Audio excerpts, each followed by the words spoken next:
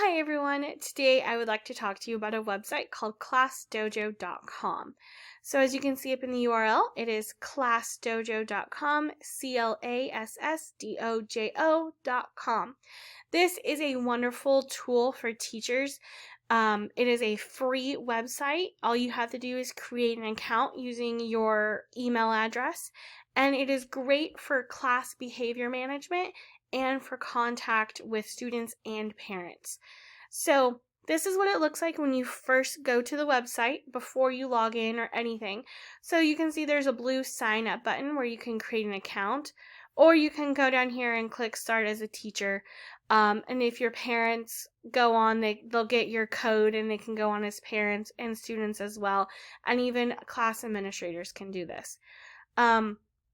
So I've gone ahead and created a fake account with a fake class to show you guys what to do. I could use my personal account with my students, but I don't want to show you any of their personal information. So I'm logging in and I am a teacher, so I'm going to hit the teacher button and my login information automatically comes up. And here we go. This is what it looks like when you log in. There is a demo class for you to kind of mess around with and play with before you create a class.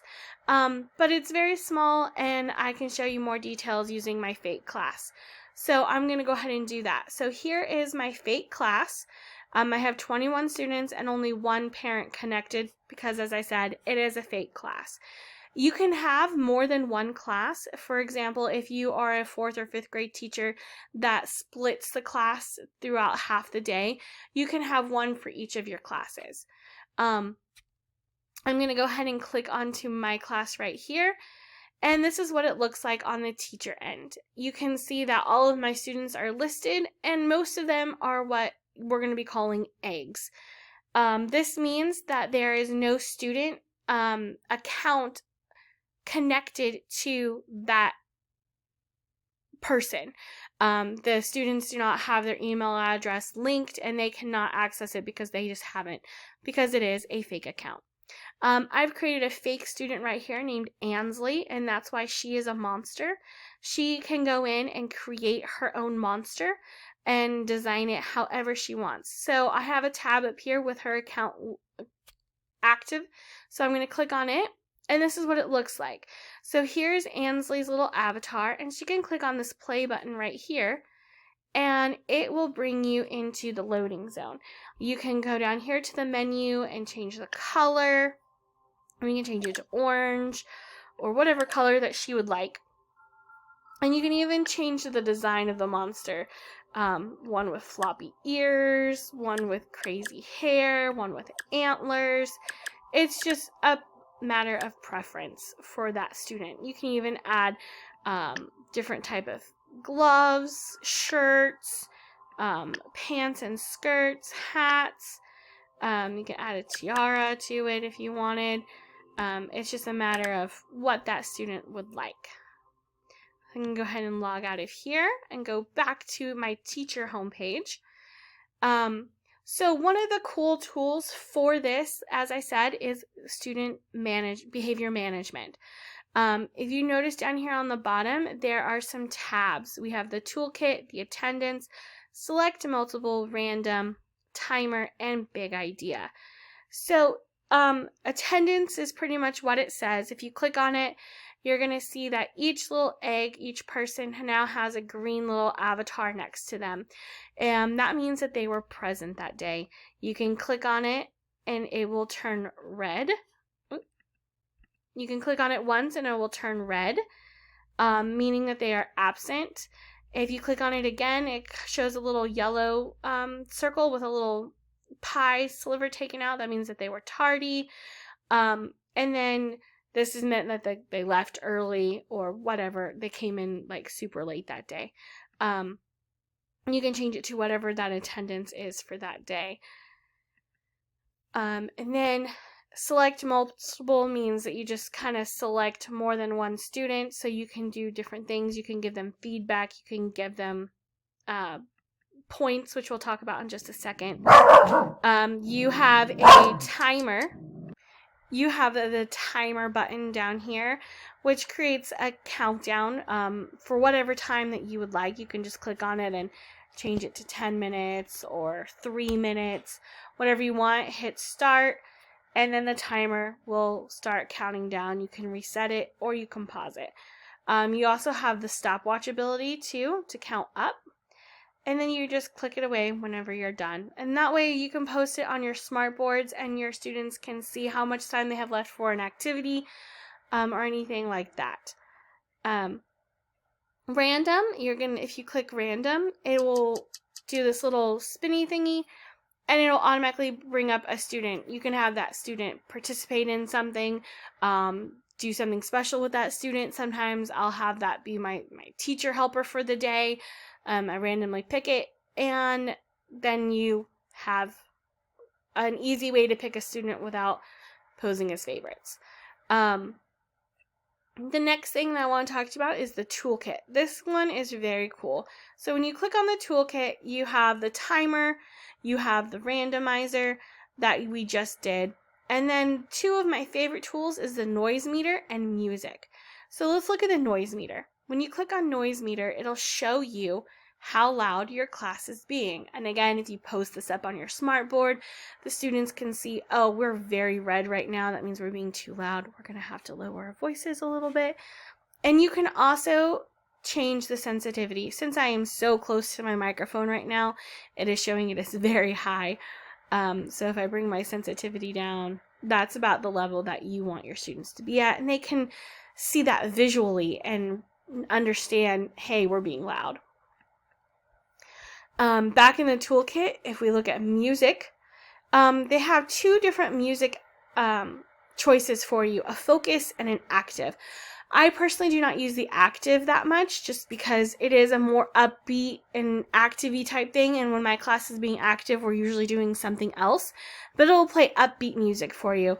Focus is what I like to play whenever they're working on independent work, such as worksheets or anything of that nature.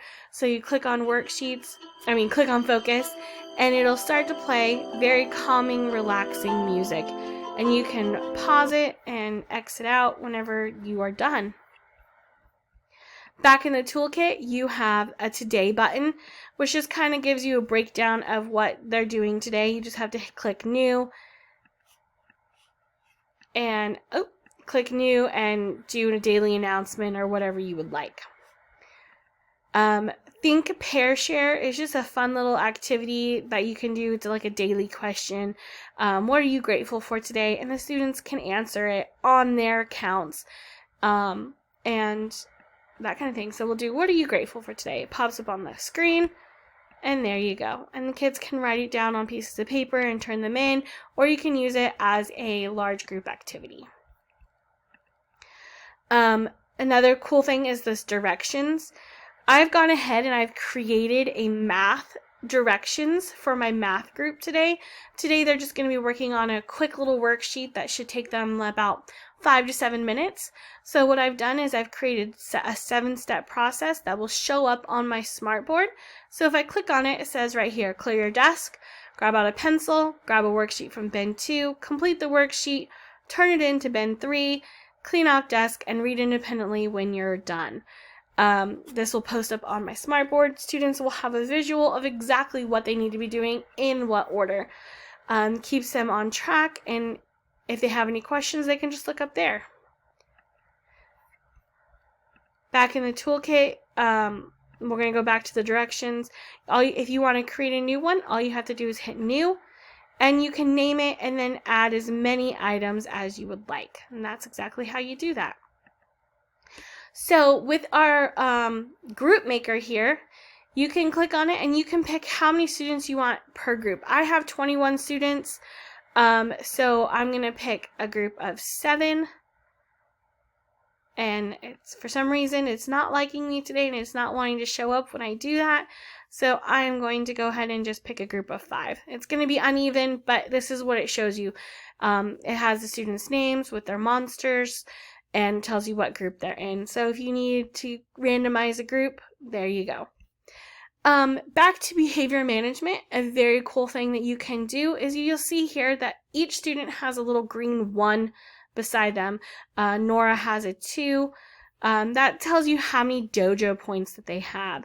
You can click on a random student and you'll see here that they have helping others, on task, participating, persistence, teamwork, and working hard. If I notice that Cameron is really working hard on her worksheet and she is really trying, I want to award that behavior by giving her a dojo point. So I'm going to log on to her account here, click working hard, and the little chime goes and students will know, hey, someone just got a point. And now hers is up to 2. What my class likes to do is we do our dojo points at the end of every week. If they have 5 dojo points, they get something from the top drawer of our treasure box. And if they have 10 points, then they get something from the bottom drawer of our treasure box. That's just a little bit more bigger items, that kind of thing. And if they want to save up those items, I allow them to reach 20 and they get to choose a special job, like be the teacher for the day. And that means that they just get to help me and kind of do really fun things for the day. It's reward points. You can set your class's behavior points and rewards to whatever you would like.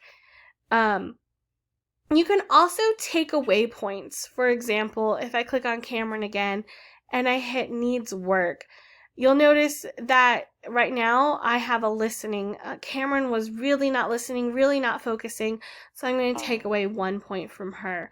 What you will notice is when I go into this menu, there's this button right here called Add Skills. I can customize this and make it to whatever I think that my class needs. So if I hit Add Skill, I can do a positive one, or I can go over to Needs Work and add an additional off-task kind of negative point value, and so you can change it to whatever point value you want up to -5. It's just a way to customize it to your class and the needs of your class. So let's go ahead and take a look at what the students see whenever they're in Class Dojo. So as you can see right here, this is Ansley's account. I've posted a birthday message for Sarah and went out to everyone just so everyone can see, hey, happy birthday, Sarah.